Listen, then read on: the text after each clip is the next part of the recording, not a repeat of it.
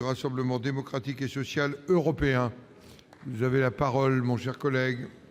Monsieur le Président, chers collègues, ma question s'adresse à Monsieur le ministre de l'Éducation nationale. Monsieur le ministre, dans le Figaro de ce lundi, le directeur de l'UFR de chimie de l'Université Paris Diderot déplorait de devoir refuser des bacheliers de banlieue qui ont d'excellents résultats, ceci au profit de bacheliers parisiens aux résultats, selon lui, moyens, voire même médiocres.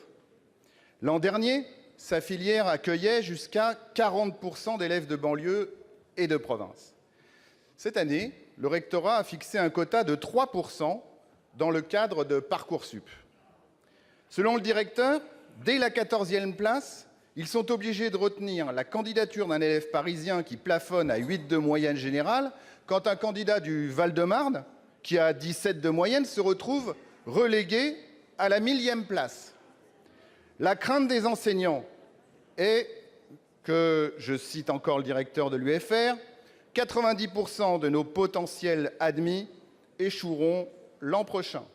Les lycéens de banlieue vont donc se retrouver dans des filières qui ne conviennent pas et risquent d'échouer également. Les choses peuvent et les choses doivent bouger. À Diderot, les enseignants de la filière biologie ont obtenu que le quota de 3% de non-parisiens soit porté à 15%. Passer de 40% de banlieusards à 3% revient de fait à leur fermer totalement la porte à ces filières. C'est une forme d'assignation à résidence tellement brutale qu'elle en devient absurde pour produire ce qu'il faut bien appeler un gâchis.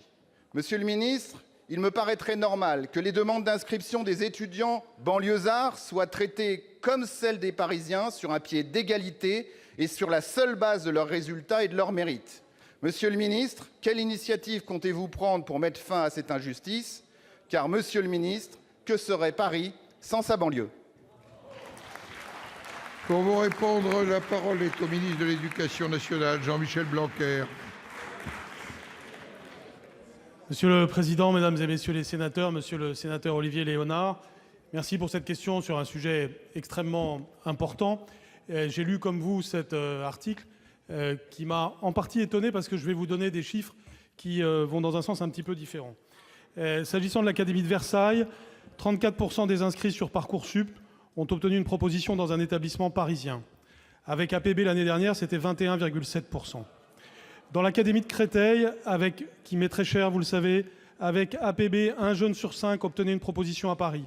Avec Parcoursup, c'est le cas d'un inscrit sur 3. Il y a donc réellement un progrès. Et on ne peut pas faire, comme c'est fait trop souvent aujourd'hui dans la presse, d'un témoignage sur un cas, une généralité.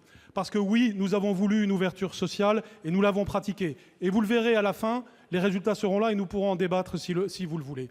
Donc les chiffres sont en amélioration. Maintenant, si j'allais jusqu'au bout de votre raisonnement, celui que vous avez mené à la fin, cela conduirait tout simplement à dévaloriser les universités excellentes qui, par ailleurs, se trouvent dans les académies que j'ai citées.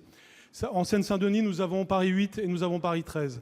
En Val-de-Marne, nous avons Paris 12. Ce sont des universités qui offrent tout le panel que nous voulons. Si on suit jusqu'au bout votre raisonnement, les meilleurs élèves de banlieue iront au centre de Paris et il n'y aura plus de place que pour les moins bons dans les académies limitrophes. Donc cela signifie que votre raisonnement mènerait à une réelle inégalité avec des universités de première classe au centre de Paris et de deuxième classe en banlieue. Ce n'est pas ce que nous voulons.